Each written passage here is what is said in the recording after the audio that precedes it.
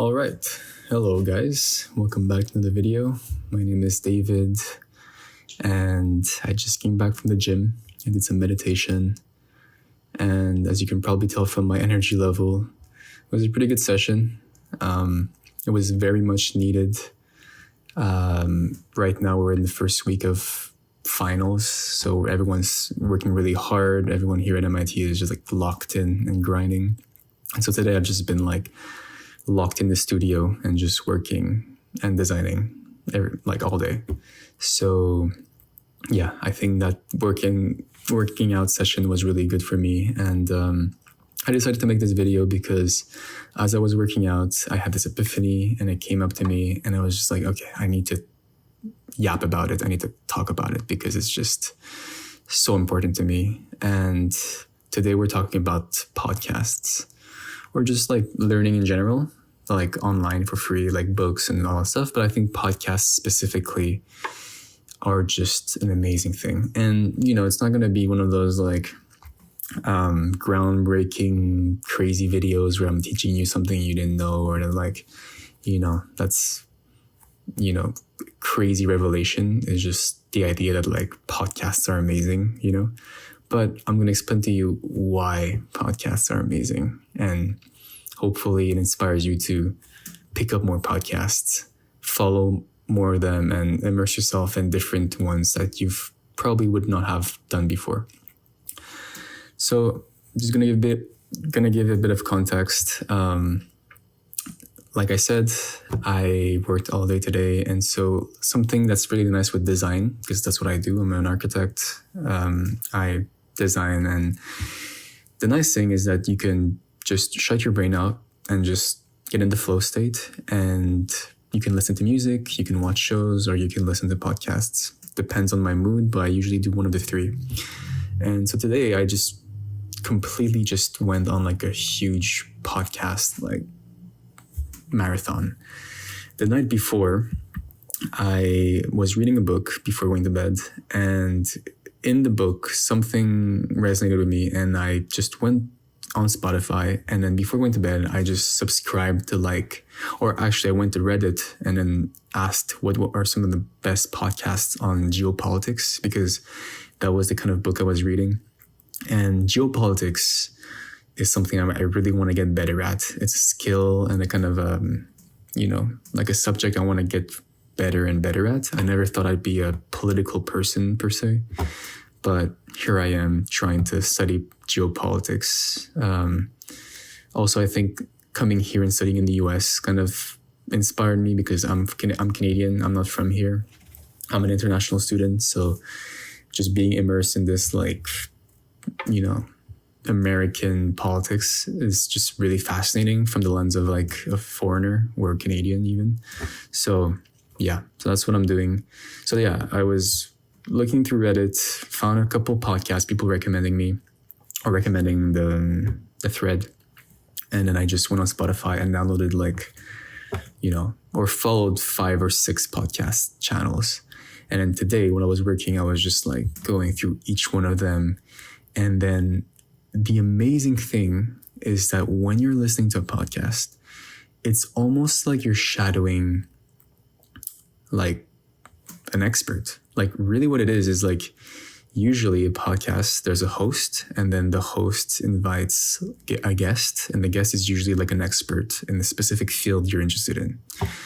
And you as a listener, you're almost like shadowing and being part of that conversation.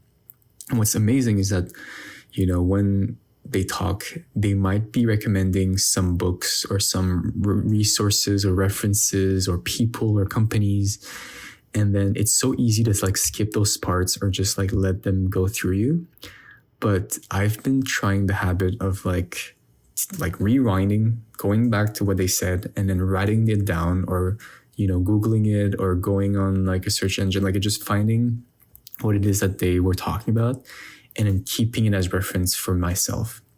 Just for example, like I think out of one single podcast, I think I downloaded 3 books out of that. And I'm ready to like read those books tonight because it's connected to the subject that we're talking about. I think that specific subject was like about like VC investments and like groundbreaking technologies and like utopian vision and like the future, that kind of stuff. That's stuff I'm interested in. And yeah, I got 3 books that are kind of related to that I'm like, I really want to just like understand what the host was talking about in reference to that book, And I think that's really the power of podcasts, is that it's so genuine and it's like experts and it's specific knowledge that you would not have otherwise gotten from like mainstream media or from scrolling on TikTok or, or just talking to friends sometimes, because you need to, expose yourself to different networks and different bubbles to really see what's out there. And so really this video is just me talking about how podcasts are amazing. It's one of those things where like you don't really think about it, but then you can literally like search up any sort of subject that you want to learn and you can get better at it. And I think the reason why I think I really wanted to make the video is because for myself, I'm a designer, and I don't know if other designers can relate, but it's easy to be labeled just, oh, you're a designer. You're just good at doing these things, but you don't really know about, economics or engineering or physics. But the best designers, I think, or the best creatives are the ones who actually have a solid understanding and foundation of the other skills, and they can bring it into their own core skills. And so, it's normal. Society will put you in those boxes. They'll label you from a young age. People are like, what do you want to be when you grow up? I used to think I'd be an engineer. Like that's the thing I told everyone, every adult who would ask me. I'd be like 7 years old. I'd be like, oh yeah, I'm going to be an engineer and build robots. But it's just because I heard from my parents and from like people around me that like engineers are, is a good job to have. But I didn't know what an engineer does, right? So it's normal to put labels on things, on people as well. Same thing when you go to academia and university, you have to choose a program, you have to choose a major. You have to declare it. I'm going to be in biology or chemistry or whatever. And then when you go to the job market, I'm going to do this. I'm going to be this kind of employee. That's going to be my job title, And, it's normal. We need to put labels on things to have structure. But that's not human. That's not natural. We're, multi-layered people. And so nothing prevents you as a designer, or even if you're, doing something else, you can learn whatever subject you want and you can almost create your own curriculum. It's funny because here at MIT, I'm studying architecture, and already architecture is a very broad degree. It's one of the last remaining generalist degrees, because it's like on one end, there's like engineering with like, we're doing a lot of structural design and that kind of stuff. But then we also have that more social science kind of philosophy, kind of design thinking, understanding human psychology and that kind of stuff. And so we get a mixed bag. It's pretty interesting. But even then, I'm like, I want to get more. Like one of my goals is to learn microeconomics this year. I really want to like get good at that. And so I'm reading books on it. I'm really creating my own curriculum at this point. Like I kind of accepted the fact that like university will not give me all the skills that I want out of life or from education. So I'm just making my own curriculum, buying my own books, downloading my own podcast, listening to my own professors, creating my own classroom, my own environment. And you can do the same. If let's say there's something you're not getting out of from university or program or from your job, you don't have to, just do that. You can do things on your own and create your own environment. It's hard, obviously, because you have to put yourself accountable. And so that's why people, they join clubs or they join like incubators or, a group of people who can keep each other accountable. But you'll be, I think, stronger mentally. And it also sometimes like you have to pay for these things, or it's like, it's a hassle just to be a part of those things or of those groups. So best way is just to count on yourself and just tell yourself like, hey, I'm gonna get good at this. I want to learn about this subject, or whatever it is, I'm gonna just immerse myself in these kind of subjects. And you can do it. Like, podcasts are free for the most part. You can get any books for free now online.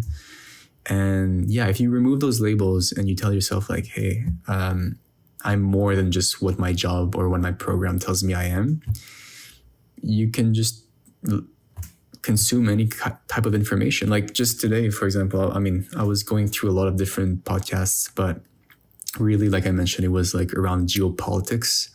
So the reason for that is because I was really inspired by a few of my friends that are, really, really good at it.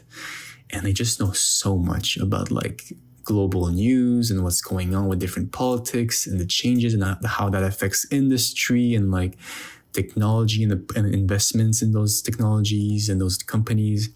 And so it's like, it's all connected. And that's another thing, is like, you realize that like all the subjects are at some point connected to each other at some point. It's like they all have like a cause and effect between each other. So the more you know about like a wide range of subjects, just the more leverage and the better decisions you'll make, and you'll have just a bigger picture of whatever it is you're doing. You'll understand like, oh, wait, I'm doing this thing, but I should be doing this instead, because that's really the root cause, or that's like, it all comes down to that. And so, so today, for example, I was like listening a podcast on like China, and like how the US sees China and how China sees the US, and like the differences in their like politics, but also like the similarities and like in their past. And then you dive into history, and then you understand like, oh my goodness, there's so many lessons you can learn from history that you can apply for the present, and that can be applied for the future, and like what kind of future you want to build. And so like, there's all these things that like, when you're a kid, I hated history. I got bored in class. My professors were not that good. Maybe I had like, ADHD, so I just didn't want to listen to them. And I was interested in other things.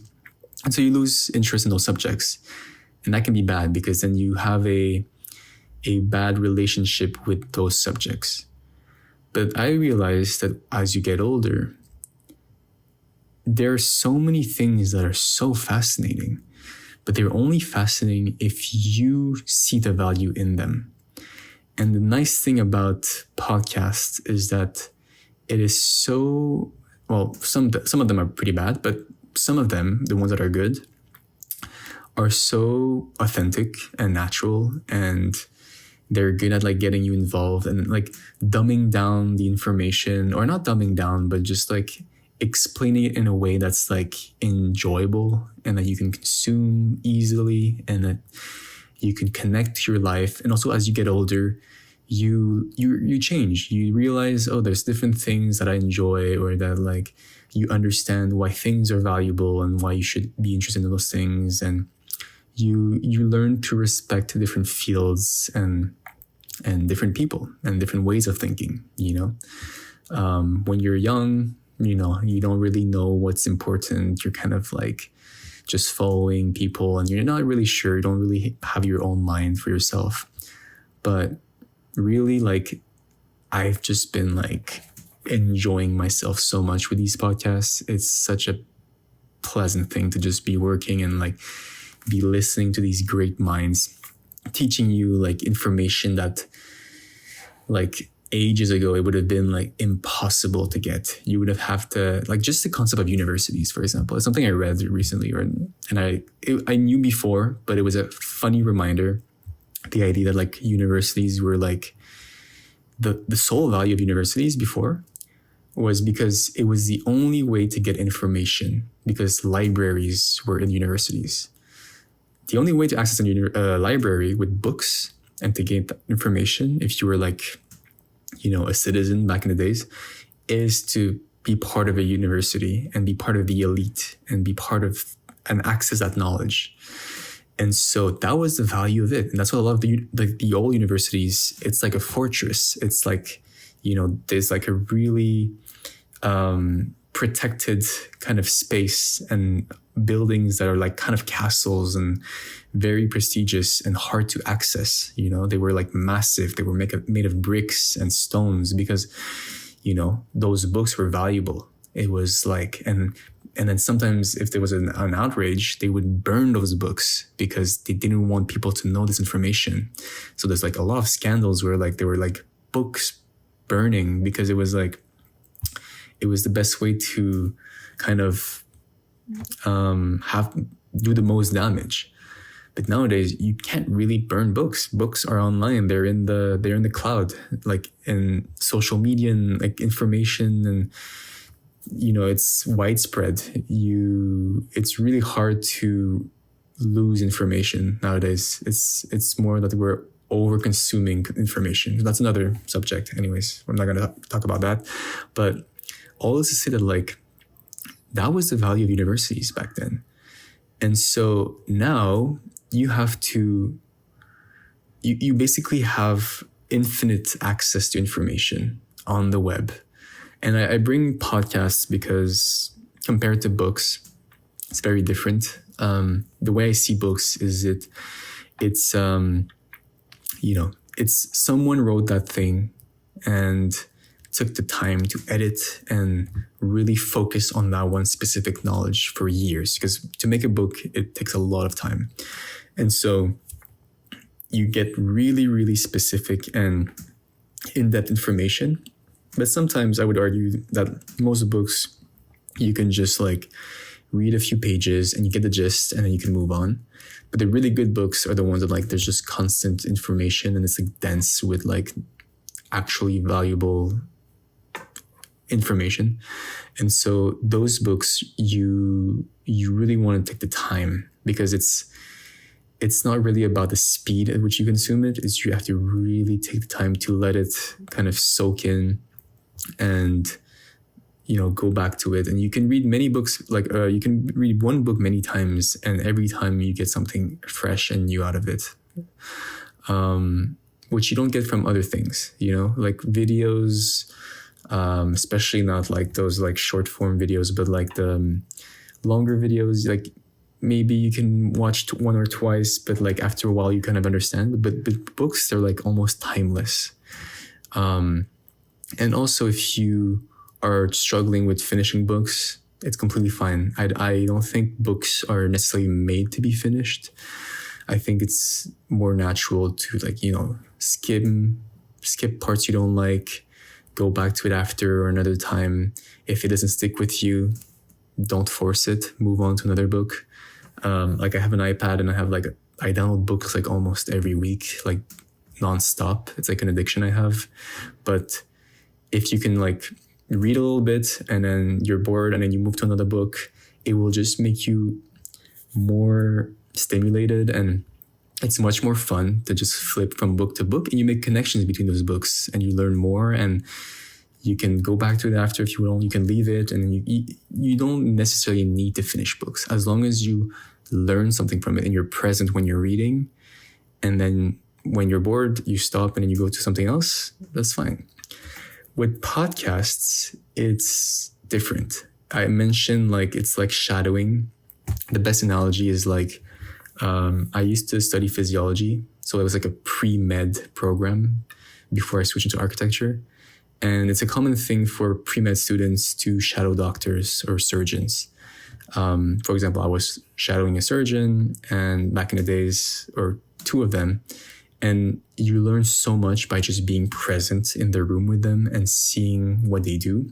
And you're not doing anything. You're just here. You're just tagging along. You're just like walking with the person. You're going to meetings with them. You're part of the conversations with them and with their patients or other people. And the fact that you're in the same room, listening, immersed in the same environment, is you learn so much because you're in that environment in like a very genuine way. It's not scripted. It's not planned. It's real. It's authentic. And that's the thing I love about podcasts, is that it is all authentic. Like you can listen to people like talk about anything, almost like two friends hanging out and like sharing information on anything. And that's really, really the value you get. And it also kind of practices you or like trains you to, start thinking the way they think, because it's conversational. It's probably the most human connection or the most human form of connection that you can have is a podcast, is a conversation, is, whereas like with books, there's a process of writing and distilling and being very precise with your words, there's many, many rounds of just refining and refining and refining. And then that becomes a distillation of the concepts. Whereas podcasts, it's more like in the moment, spontaneous, conversational. So it's two different ways of consuming information. But those two ways I think are very valuable nonetheless. So yeah, so this is really what I wanted to share with you guys. It's nothing groundbreaking, but it's just something that I had to share because it's just, I've been having so much fun just enjoying the conversations with podcasters, and it's amazing. And I think anyone can start a podcast. Like everyone should start a podcast because it's like you're sharing your specific knowledge and you're sharing your conversations or your thoughts with the world, and we need more of that. I know people say like, oh, there's too many podcasts out there, but I think it's amazing. Like I think the fact that, there are some that like are not that good. But even then I'm sure other people would enjoy listening to those podcasts. Like there's always a group of people, there's always a market, or there's always, someone who will resonate with what you have to say. And you can find your community, you can find your tribe, and, you can contribute to that space and that shared knowledge. But wow, isn't it like, it's just crazy to like think that like you can literally Google and search any podcast or any form of information and consume it for free. It's something we take for granted now because it's just so normal.